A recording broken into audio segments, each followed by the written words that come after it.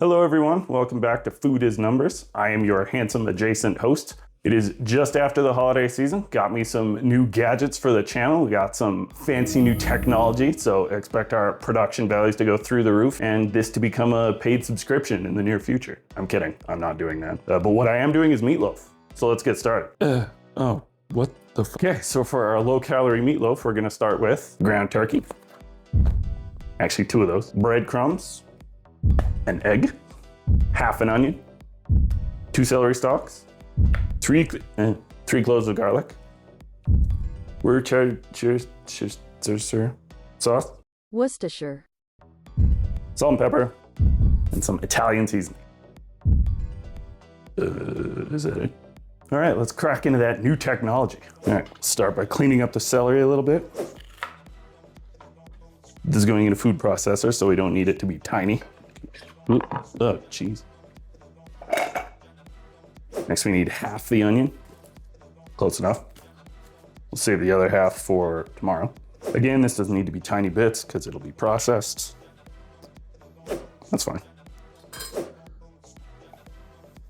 I think we're done with this? Yeah, we're done with this. We want to pulse it until it's pretty small. Use your best judgment. That looks pretty good. Don't need this guy anymore. And now let's take a big ass bowl with the scale, obviously.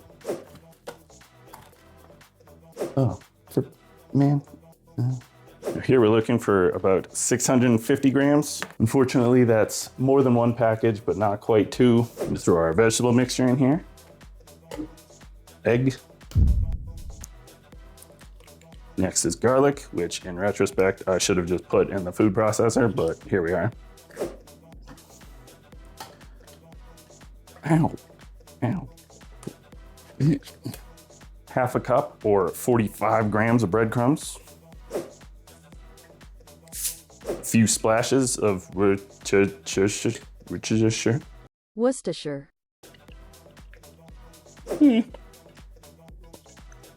Sure. Generous salt and pepper. And some Italian seasoning. Now with clean hands, you want to mix this gently. Do not squeeze, you'll mess up the texture. You just kind of want to toss it. Beautiful.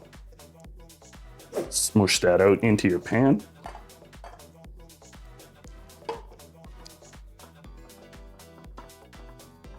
I know it doesn't look like much, but trust. And you want to get this guy in the oven at 325, right? If you have a probe thermometer, this is a great time to use it. You're looking for an internal temperature of 155. Should take about 45 minutes to an hour.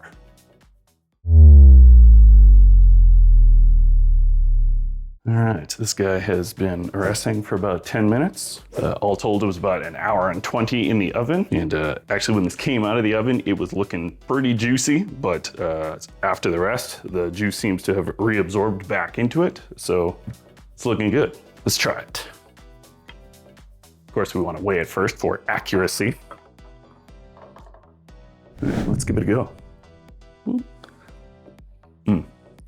That's nice. It's not traditional meatloaf, obviously, which is usually beef. You can definitely taste the turkey, but you can get the seasonings in there too, the Worcestershire, and the Italian. They really come through. It's very juicy. If you were to top it, you could make a glaze. I didn't because we're trying to have reduced calories here. We got a super special secret ingredient for the glaze for the next one. Stay tuned for that. Ooh, let's get a new shot with our fancy new technology.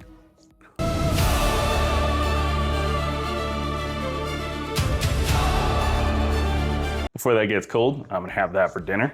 Stick around for the next one, which is gonna be the higher calorie version. You may have noticed that fancy overhead shot, one of the many bits of fancy new technology we got for the channel. It probably also illuminated some of the stains on my countertop. See if you can point them all out. I'm pretty sure they're all Angostura bitters. As for toppings, I'll probably just go with a little bit of ketchup and maybe some sriracha, and that's what works for me. You can top with whatever you want. I don't know. Eat meatloaf how you eat meatloaf, whatever. I don't judge. We don't have any fancy new technology for the transitions, so we're just gonna do a stock standard one. So here it goes. And we're back. It's time for round 2 of meatloaf, higher calorie version this time. I think you'll notice a few key differences, especially our super secret ingredient, which I'll tell you about a little bit later. A lot of the ingredients are the same. No, I already said that, didn't I? Well, let's just start with the ingredients. Lean ground beef, not extra lean. This is about 450-ish grams. Lean ground pork, also about 150-ish grams. High protein, low fat Greek yogurt. Cheddar cheese, shredded. 2 eggs, breadcrumbs, the other half of the onion plus the 2 stalks of celery. I've already blended them up. You saw that. It's not that entertaining. 3 cloves of garlic, which I once again forgot to put in the food processor. And all these which are exactly the same. All right, let's build. We will once again require the services of big ass bowl. And everything here goes in the bowl. You'll notice there's more meat in here. This one is gonna be a bit bigger than our other one. Go a bit heavier on the pepper because there's more here. Same with the Worcestershire. And the Italian, but not heavier on the salt. There's lots of salt in here. We don't need to go nuts. Once again, clean hands. You're gonna mix this together. Don't overmix, just sort of fold it. That looks pretty much perfect. All right. This guy goes into your same baking pan. Carefully. Let's mush it down nicely. But this time, we're gonna want a parchment lined baking sheet. And we'll wanna take this guy and turn him out onto the sheet. Forgive me for assuming this meatloaf's gender.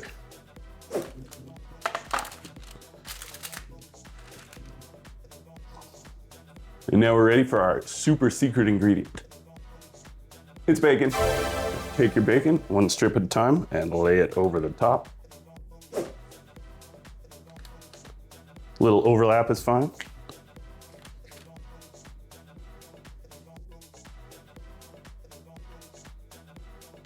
Come here, come here. No, stop. Yes.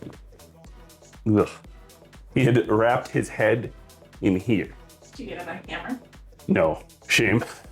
Hilarious moment missed. Once again, you want your probe thermometer. If you don't have one of these, you can use one of these. Just takes a little bit more effort. You want to let it bake for about an hour and check every 10 minutes or so after that. This guy, right through the bacon is fine. This is going into the oven at 325 again. The last one took about an hour and 20. This one will definitely take longer, but keep your eye on it. You're looking for an internal temperature of about 155 to 160.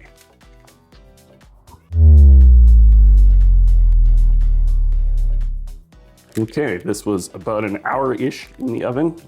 It's been resting for about 10 minutes, and as you can see, it is an absolute grease bomb. So I'm gonna take it off the pan, I'm gonna weigh it, and I think I'll try to weigh the grease as well, just to make sure our numbers are more accurate. Ooh, 1.2 kilograms of meatloaf. All right. Ooh.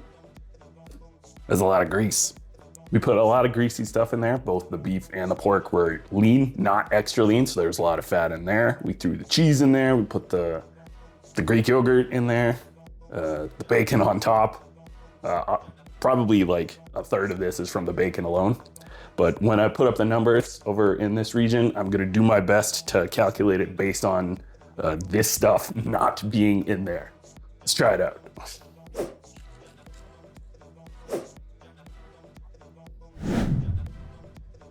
Oh yeah, that is fantastic. You can taste all the components, the cheese, the bacon, the difference in meat. You can definitely tell the grease. Whew. Obviously this is larger, so you're probably not gonna eat it all in one. Please don't eat it all in one sitting. Beauty about meatloaf, you can reheat it really well. You can do it in the oven, you can do it in the microwave if you have to. With the last meatloaf that we made, my wife reheated it in the frying pan, which Turned out very well. Would highly recommend. I know that everyone and their mom has their own meatloaf recipe. So if you think you can do better than mine, go ahead and leave a comment down below. Tell me how yours is different. Tell me how your mom is the greatest mom in the world. You're wrong because it's mine. Hi, Mom. And I think that's it for today. We'll leave you with some delightful B-roll.